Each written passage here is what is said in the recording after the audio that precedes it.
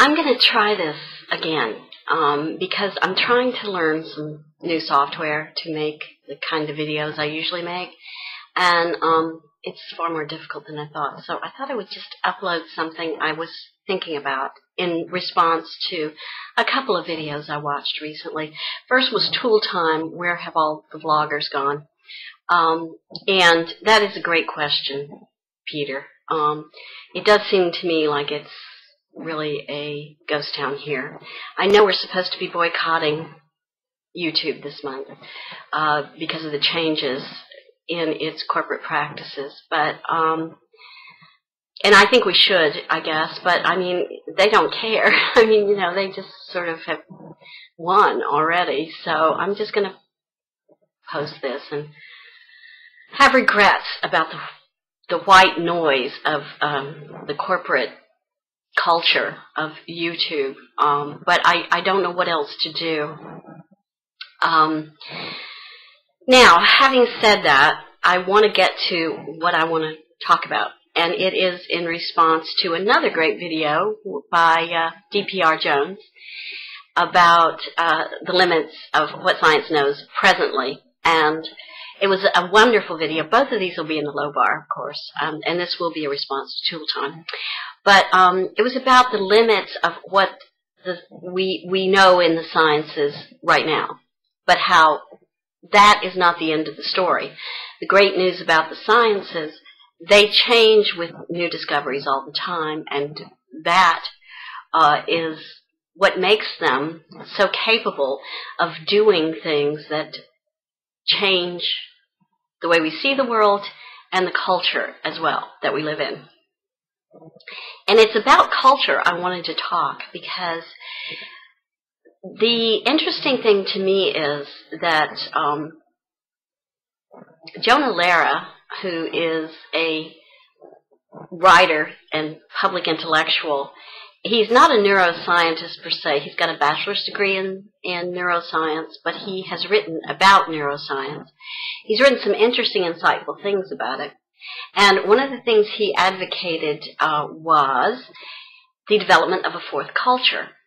Now, if you don't know the history of this, let me just tell you about it really quickly. The first idea of this was expressed by C.P. Snow a long time ago. C.P. Snow was a university professor and a scientist, and he talked about the two cultures many, many years ago, and how the arts and the sciences, or the humanities and the sciences, don't have a dialogue. They don't talk to each other.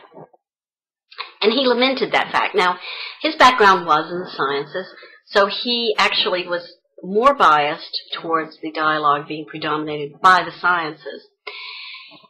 After that, after the two cultures, we came to the three cultures. Now, the three cultures, the third culture, is the one that we are presently living in. And it is the one in which science writers have done a really good job of elucidating the sciences for ordinary people. And they have done a wonderful job. You know, Dawkins, Pinker, Hitchens, those thinkers have done really well, making us see the sciences in a different light. Sagan was probably the first one, Carl Sagan, who wrote very eloquently. There were lots of early writers who wrote very eloquently about the sciences and introduced them to us.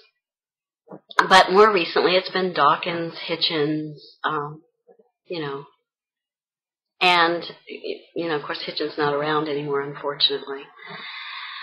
But what Jonah Lehrer was advocating was that we get into something he calls the fourth culture. Now, I don't envision the fourth culture necessarily taking the configuration that he sees, but it is, I think, interesting to ask ourselves what the humanities can add, if anything at all, to the depth of our cultural knowledge, and how the dialogue between the sciences and the humanities could go forward.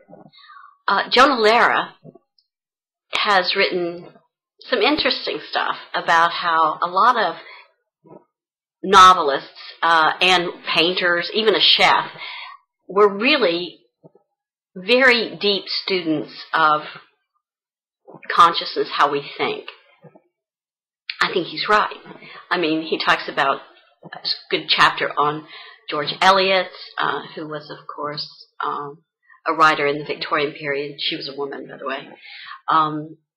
There is a great chapter on Cézanne, Paul Cézanne, who is, of course, a painter, was a painter. And he has some interesting insights. Now, are his insights infallibly scientific? I don't think they are. But I think it's good to think about things speculatively. They do that in the sciences quite a bit, and it can lead to some very interesting discoveries. And it's the very first step to trying to revise the present state of the sciences, to start thinking about, speculatively, about what steps to take and what experiments to perform. So I think he has a really good point. I think that we should be having a dialogue, a deeper dialogue between the sciences and the humanities. And I don't think it's taking place right now.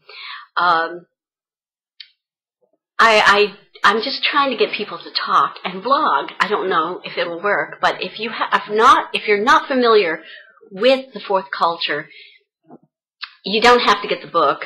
Jonah Lehrer has a good article in Seed online magazine, and that will be the third link in the low bar. The fourth link will be to Lehrer's book. As I said, I will be making a different kind of video soon as I've conquered this new software. But I just wanted to speculate aloud and do a vlog, which I don't do very much, just to see if I could get some dialogue started on whether or not the third culture is all we need. Do we only need the sciences? And that's really what we have now. Most of the writing from the two cultures comes from the sciences. Do we need to add writing from the humanities as well? Scientifically literate, no doubt, writers who also have a background in the humanities. And would that deepen both the culture and the dialogue? To me it seems like common sense that it would. And I'd like to know what you guys think. Take care of yourselves. Bye-bye.